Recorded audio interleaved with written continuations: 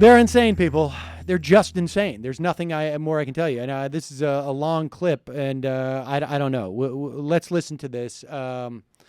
This is Fox and Friends. They bring on a Fox expert to talk about Bowe Bergdahl, and they are just so rabid to find anything that they can make a scandal of. So they have something, and this is it. This is like their war on Christmas. It really is.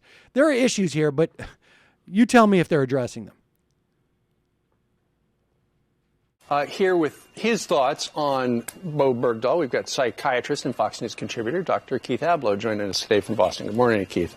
Thanks for having me. All right, what we know about Bowe Bergdahl is growing up, he was homeschooled. His family, they were Calvinists.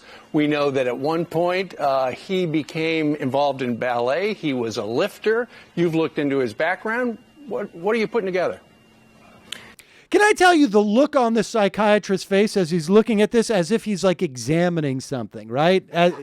Like he's examining something. Like I'm listening so intently to the words. I'm going to be able to diagnose this guy from afar. Watch this. Here's what I'm putting together. Being Calvinist, being a weightlifter, being homeschooled, these are all good things. Yeah. Hey, but what shows is again and again this sort of narcissistic core where he's developing a taste for adventure. For outsized adventures. Eventually, he seeks to join the Foreign Legion. Wait a second. So, because he's doing ballet and lifting, he has a taste for adventure. Because, lifting weights is so uncommon. And ballet is so adventurous as opposed to being something that is really you just study. This is the psychiatrist from Fox. And so then he joins the Foreign Legion. Wants to go on really big-minded, hearty adventures that cast him as the hero.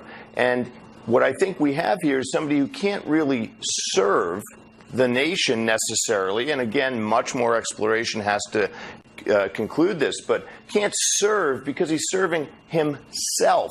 His desire to be outsized, to be larger than life, is his country. Yeah, in his makeup, and we know that, Elizabeth was just talking about the email that went off to his parents just before he disappeared. And we understand the father had been tweeting with the Taliban and whatnot. But it's curious, at one point, his father told him just before he went missing, he said, obey your conscience, which kind of sounds to some as if, whatever you want to do, go ahead. Well, listen, the voice that we have inside us, certainly, if you want to exercise civil disobedience, if you want to pursue an agenda by putting forth ideas in our country, that's what we prize. But if pursuing your conscience means violating your oath that you take when you become a service member, then that wouldn't go in the morally correct column. It would go in the morally incorrect column. You see, let me show you something. If we compare and contrast correct with incorrect, it validates what one's saying. I love how this guy goes from civil disobedience to you can't break an oath.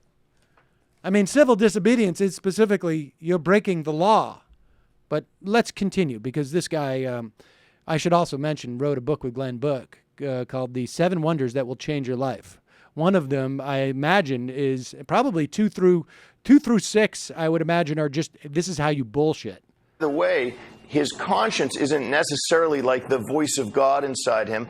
I see again and again in the Rolling Stone article and elsewhere data points that suggest that the voice coming from inside him is, I need more energy. I need more romance and adventure. That's what he's after. It's an addiction in that way. Right, and many would say, look, obey your commanding post, obey your commander, not your conscience in a situation like that. Let me ask you about the breakdown of his father. There's been a lot of eyes on him. I don't think I can watch this anymore. I'm sorry. This is just moronic. Only Elizabeth Hasselbeck could sort of like inadvertently follow the just following orders line without even...